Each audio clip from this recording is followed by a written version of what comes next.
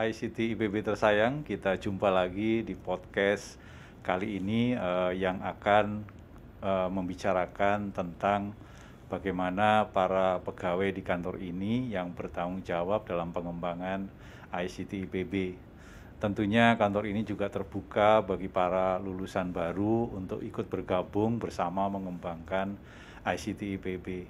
Nah, salah satu pegawai yang baru masuk kira-kira sebulan yang lalu, ini ada sebelah saya yaitu Mas Hadi. Gimana Mas Hadi, apa kabar? Alhamdulillah, baik Pak. Baik. Baik. Oke, sehat? Alhamdulillah. Sehat. Jadi kalau dibandingkan saya, ini seperti anak saya gitu ya Mas Hadi. Oke, baik.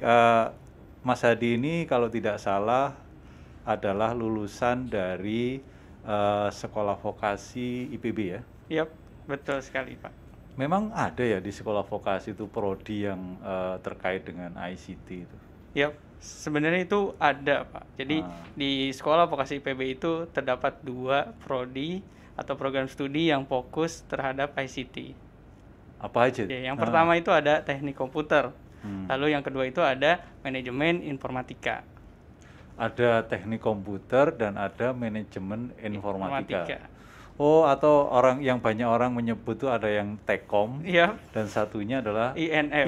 Iya, Oh, itu yang biasanya yang banyak disebut oleh orang-orang gitu ya. Iya. Bedanya apa sih di situ tuh? Ya, jadi 2 program studi ini sebenarnya yang membedakan adalah fokus pembelajarannya. Jadi untuk teknik komputer sendiri itu berfokus kepada hardware dan jaringan. Sedangkan untuk INF atau manajemen informatika itu lebih terfokus kepada software dan pengembangan web. Oke, jadi kalau Mas Hadi ini dari teknik komputer. Dari Tekom ya? Iya. Berarti itu kerjanya kalau nggak salah yang bongkar pasang komputer itu bukan? Itu secara kasarnya begitu. Secara kasarnya begitu. Atau emang begitu atau ada yang lain? Ada yang lain tentunya Pak. Secara spesifik apa sih Mas? Secara spesifik kita lebih fokus ke jaringan. Bagaimana cara untuk mengkonfigurasi, troubleshooting, dan lain sebagainya. Berarti di sana itu Mas Hadi dan kawan-kawan sesama mahasiswa Tekom itu sering praktek kan berarti ya? Kalau karena sekolah vokasi kan berarti lebih banyak praktek dibandingkan teori gitu ya? Itu perangkat di sananya lengkap atau gimana? Untuk perangkat sendiri, sebenarnya di sana lengkap. Mahasiswanya ada berapa Mas? Mahasiswa untuk satu angkatan? Satu angkatan. Banyak ya? Untuk teknik komputer sendiri, itu satu angkatannya berkitar 120. Banyak ya? Iya. Itu dari berbagai pelosok di Indonesia atau hanya dari kota-kota tertentu? Oke, jadi untuk teknik komputer sendiri itu dari beberapa daerah sih Pak. Dari Sumatera ada, Kalimantan, Sulawesi. Oke, nah sekarang kita fokus kepada prodi Tekom ya yang ada di sana ya. Karena saya dengar benar nggak sih prodi seperti ini karena lebih banyak belajar tentang perangkat keras gitu ya, jaringan dan sebagainya. Itu benar nggak sih kalau di sana itu lebih banyak laki-lakinya dibanding perempuan?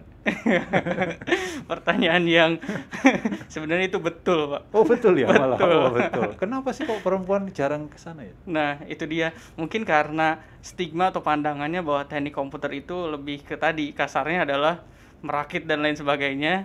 Nah dengan stigma itu maka banyak pandangan bahwa ini tidak cocok buat wanita gitu, untuk perempuan. Kalau menurut Mas Hadi sendiri cocok nggak sih untuk perempuan? Oke, sebenarnya untuk dari beberapa sisi bisa cocok bisa tidak, tergantung dari diri masing-masing dari perempuannya itu. Tapi selama ini kemarin ya dari pengalaman Mas Hadi itu satu kelas itu ada berapa orang perempuannya? Perempuannya itu paling banyak ya, itu 12. 12. Wah berarti sekitar 100 sekian tuh laki-laki, 12-nya perempuan? Iya. Jadi rebutan dong ya. Mas Hadi pasangannya orang dari kelas yang sama atau? Pertanyaannya berat sekali Pak. Loh, berat sih. Enggak, jawabnya iya atau enggak kan? Oh iya, tidak Pak. Oh tidak. Oh aduh. Mungkin karena sedikit ya jadi mencari di tempat lain gitu. Iya. Oke, kembali ke yang dipelajari di program studi itu ya.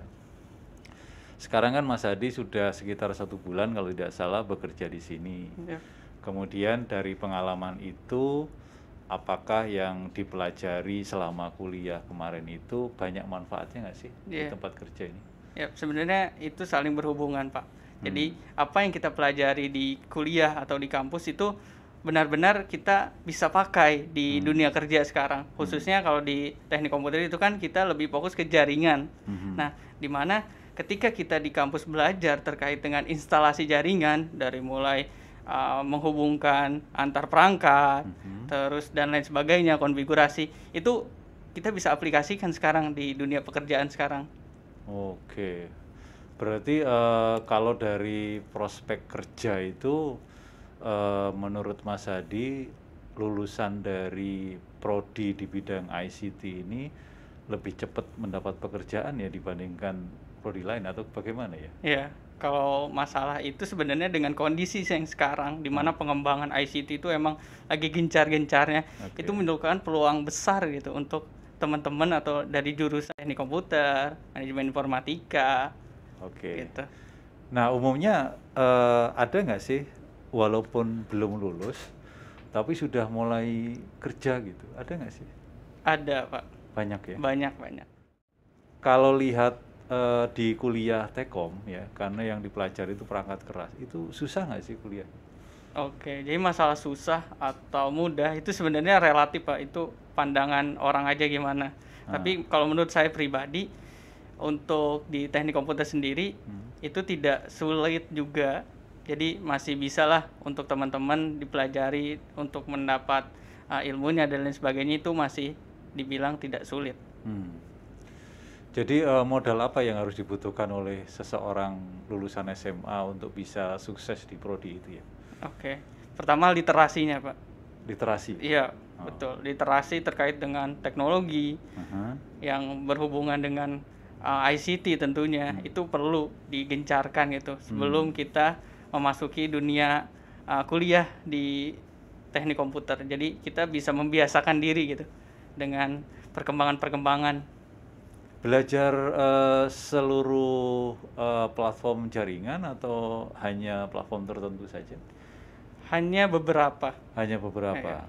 Tapi memang yang penting itu prinsip kerjanya ya. Iya, betul. Karena kalau kita sudah menguasai di salah satu platform, itu untuk pindah ke platform yang lain itu akan lebih mudah gitu ya. Iya. Oke. Nah, tentunya dengan 120 mahasiswa itu pasti dosennya juga banyak ya. Iya, tentunya. Tentunya. Kalau tadi mahasiswa laki-laki kan jauh lebih banyak dibandingkan mahasiswa perempuan. Kalau dosennya sama nggak?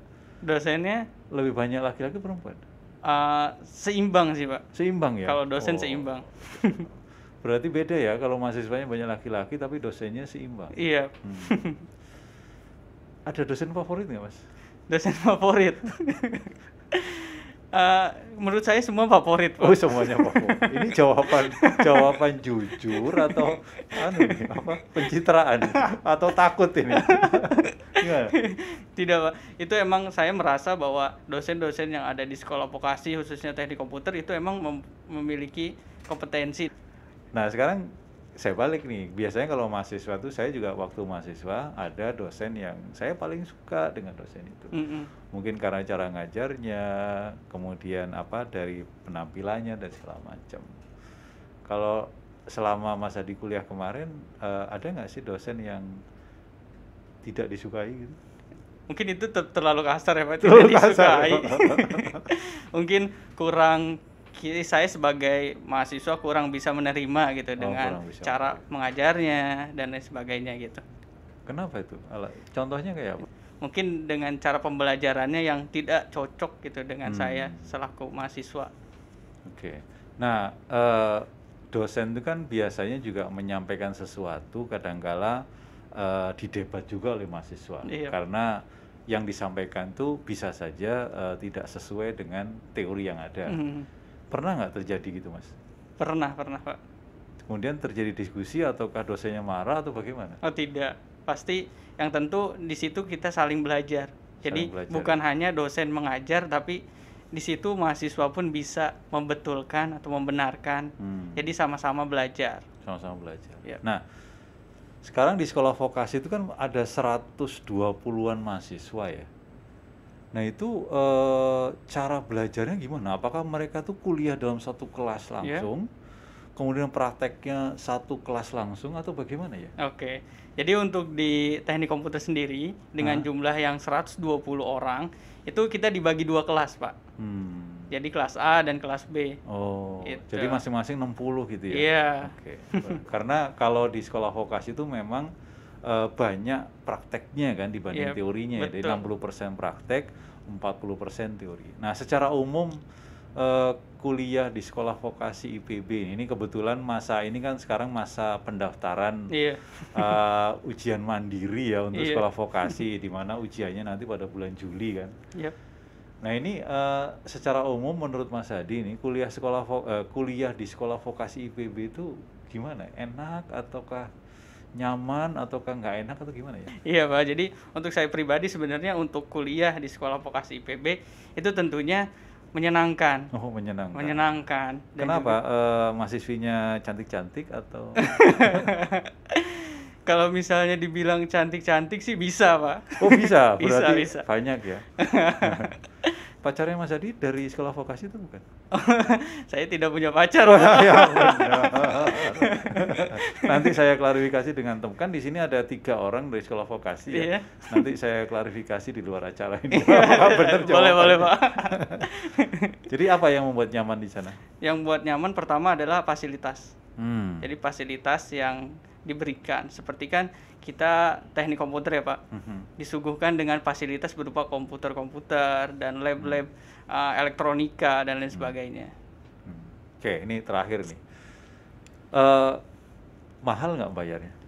Kalau dibilang mahal, kalau saya pribadi dengan kondisi keluarga sih cukup mahal Pak. Oh cukup mahal. Iya.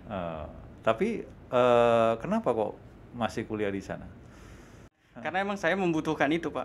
Oh membutuhkan itu. Jadi walaupun kita apa yang kita bayarkan itu sebanding dengan apa yang kita dapatkan. Iya. Gitu ya. Ya itulah, itu pasti berlaku di dunia manapun gitu ya. Kita membayar sesuatu, kita dapat sesuatu yang sesuai dengan apa yang kita bayarkan gitu ya. Nah ini bagi para calon lulusan SMA yang sedang galau memilih sekolah itu, harapan Mas Hadi untuk mengajak mereka masuk ke sekolah vokasi khususnya di prodi Tekom ini gimana? Jadi untuk teman-teman dari SMA atau SMK itu coba diluruskan niatnya dan coba cari passion dia tuh di mana gitu. Dan jika emang dia ini passionnya di bidang IT, itu sangat dianjurkan sekali gitu untuk bergabung di sekolah vokasi khususnya di program studi teknik komputer atau manajemen informatika, karena di situ emang tempat kalian untuk berkembang, belajar, dan tentunya kalian bisa lebih istilahnya ekspor di bidang IT. Oke baik, saya kira sekian apa yang kita bincangkan hari ini, dan memang ICT menjadi hal yang tren di saat ini, apalagi di era 4.0. Para tenaga-tenaga intelektual di bidang ICT sangat dibutuhkan, sehingga pendidikan ini juga sangat penting untuk diikuti. Jadi jangan segan-segan untuk memilih bidang ICT untuk kuliah selanjutnya dari para mahasiswa ya, para siswa. Saya nggak khusus mahasiswi, tapi mahasiswa dan mahasiswi. Baik, saya kira itu yang bisa kita bicarakan hari ini. Semoga bermanfaat. Sampai jumpa. Salam sayang dari DSITD.